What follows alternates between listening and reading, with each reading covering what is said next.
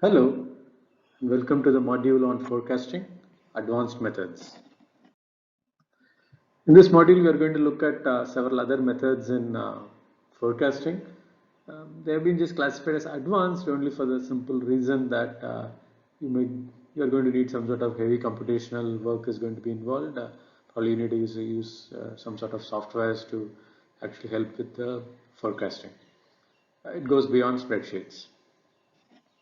So let's take a look at a few of them.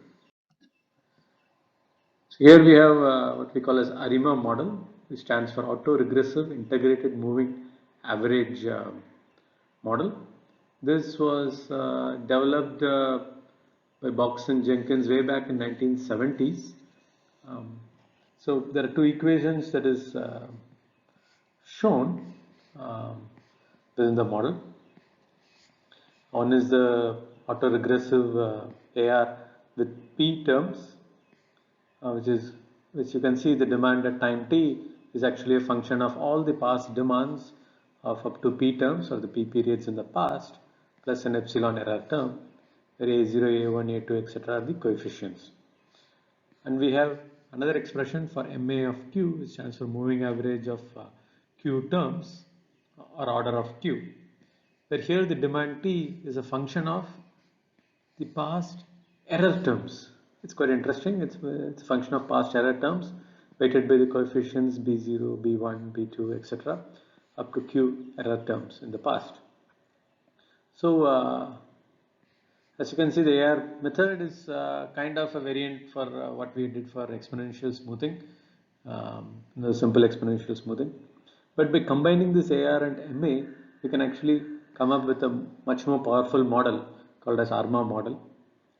The way we define these P and Q terms, we have to actually look at the autocorrelation function of the original data series, and we can use that to somewhat estimate if it is a pure AR or pure MA process or a mixed process, and then based on that we may able to come up with the values for this P and Q.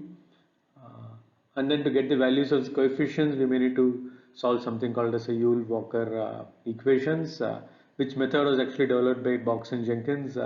Hence, this method is also called as Box and Jenkins method.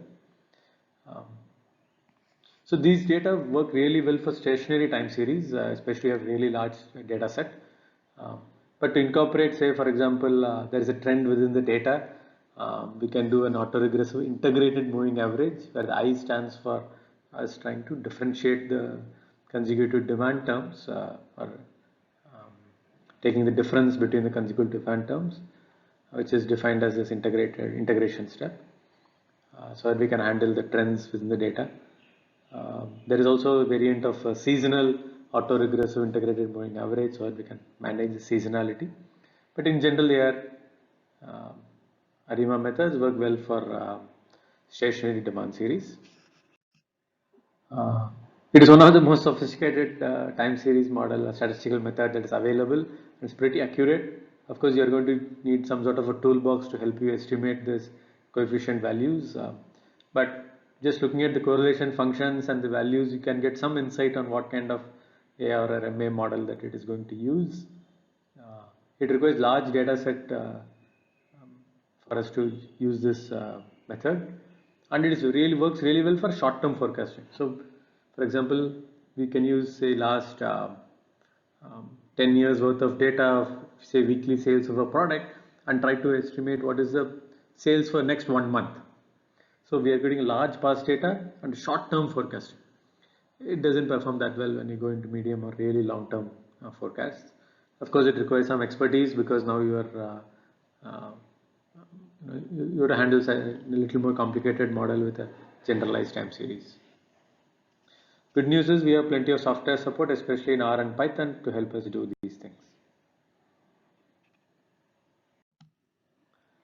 A few years ago, Facebook had developed and released a forecasting method called Prophet.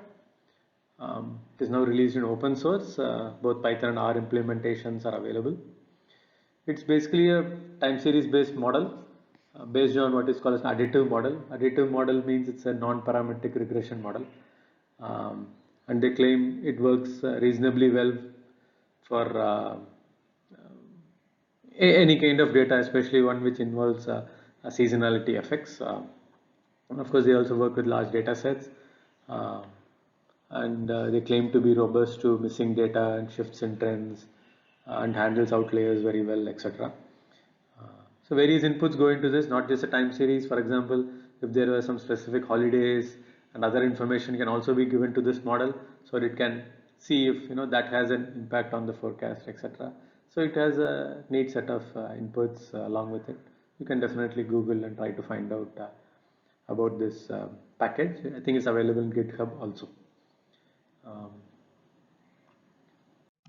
and probably nowadays nothing will be complete without mentioning about machine learning.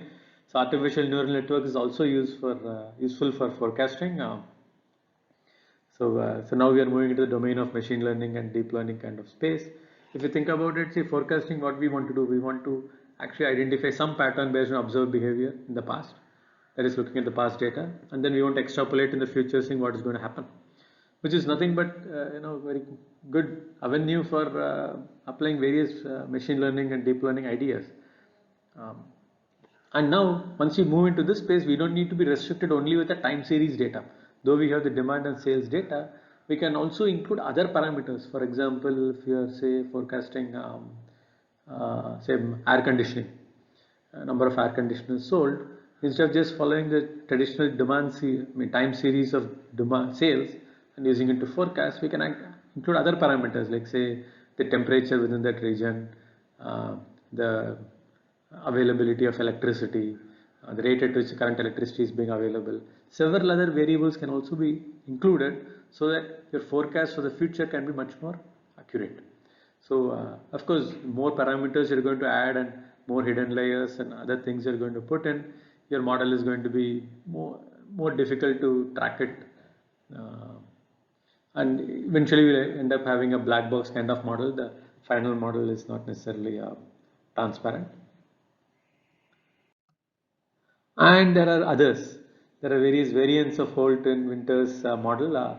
So Holt and Winters is a generic term. What we mean is we can have multiple exponential smoothing models for different variables in the model.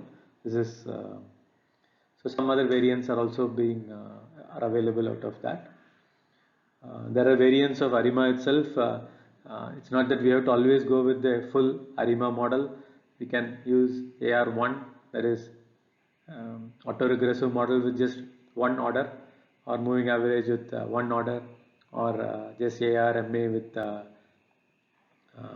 one order for autoregressive, one for moving average. So then with various values of P and Q, we are having a huge variance of the model range that we can have. Of course, we can choose it intelligently using autocorrelation functions of the demand data. Fuzzy neural network models are also out there, not just ANN, fuzzy neural nets also there. Based on recurrent neural networks, a recent model a few years ago has come on this long short-term memory approach, which is also shown to be quite effective in forecasting in various applications. So one thing you need to remember is many of these methods are out there and being developed because it's very difficult to have one single method which works really well. For example, even if you've done work and you found prior work which states that say LSTM approach has been quite good in that past data set. But for your company or your business line and your data set, you may again need to check whether say LSTM works better or Prophet works better or some ARIMA works better. And then you may need to evaluate all of that, and then we have to choose which is the best one. We can also do some sort of a weighted average between all those things and come up with our own method to do the next level of forecasting. There are a lot of such many other variants of the model where people have tried to develop new algorithms for doing the forecasting, and which had led to some very interesting patterns and interesting works. Thank you.